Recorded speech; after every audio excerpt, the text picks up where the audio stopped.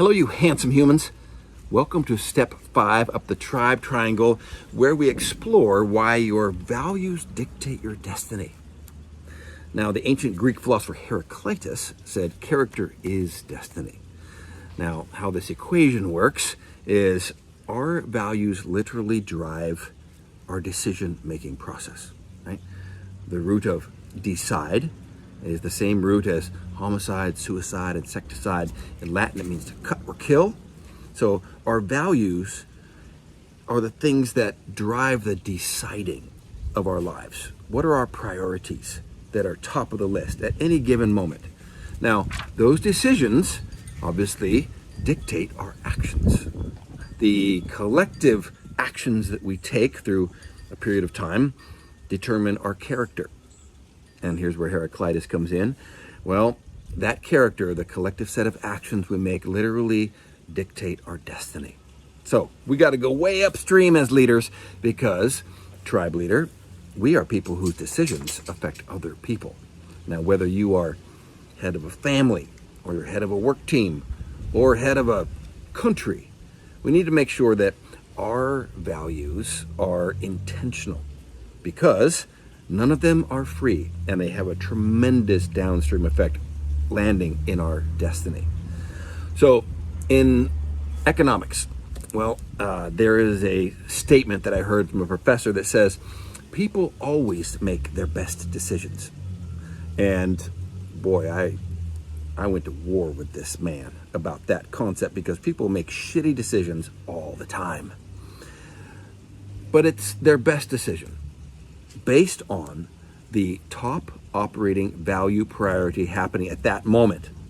And an example of this is when we look at what we eat for breakfast. Well, there may be some things that are healthy that's available to us, and some things that are delicious. And based on which one of those values is louder at the moment is going to dictate what you choose to put in your face hole.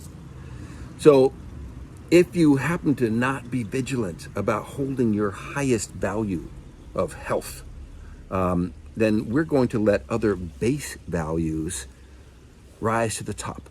And that may be delicious. It may be external validation. It may be short-term immediate gratification.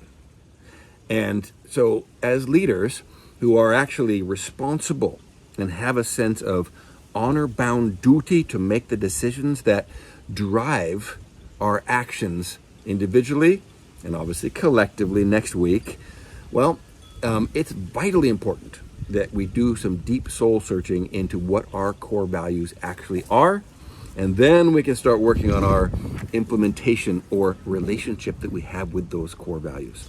All right, so if you're following along with me on the newsletter, for example, at the very end where it says leaders must write and speak, there is a list of values that I have challenged you to do a values clarification exercise. Very, very valuable thing to actually do. And you realize that none of those values that you are choosing are free, because they're going to cost you, number one, the other values that you could be choosing.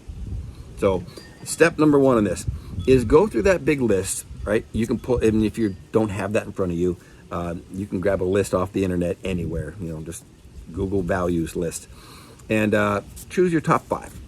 So you might have, money and fame and service and relationships and intimacy or whatever it is. So you've got top 5. Kill 2 of them to get down to your top 3. And you're going to realize that there's a sense of loss and pain and resistance and ultimately acceptance and grief of, I just killed, for example, my independence so that I could join a relationship. This is how life works. We're sacrificing something every time we make a decision. And oftentimes, if I'm choosing healthy, it's going to cost me my delicious. And that is the nature of life. We have to make sacrifices for something larger in the future. And that's the heavy burden of leadership. I read recently somewhere that people make, on average, 35,000 decisions a day. Little micro decisions, potentially. So if you're looking at this vast array and volume of decisions, you realize the magnitude of how important values are in your life, because you don't have to actually sort out all of these clarifications, this whole list of 100 values, when you know your values. And for me, the first one for me, well, that was growth.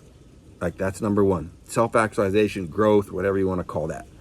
A number of years ago, I tagged on the importance of service, because I realized that growth without something that is directing that growth, well, it is meaningless. And then recently, I was realizing that growth and service needs to have some sort of a resiliency or vitality component that fuels it. So I tagged on vitality as my third value. Growth, service, and vitality are my core values, and I use those when I look at what I eat, what I watch, who I hang out with, what I fill my precious moments and hours of every day. Ideally, when I'm operating at my best as a tribe leader, I am making decisions that drive the actions that are in alignment with my growth, which then serves something larger than myself and fuels the vitality so that I can conduct this leadership for the long term. All right. So do some work on your personal values, tribe leader. Pull up that list, choose your top 5, then get down to your top 3, and then realize that ultimately, if you want a little bonus question, those 3 values all have a cost. It's the opposite. So do some work on these things. You may find that you have expanded your ownership, your accountability, and your maturity of decisions that you're making that affect and create your destiny. We'll see you out there up on the mountain.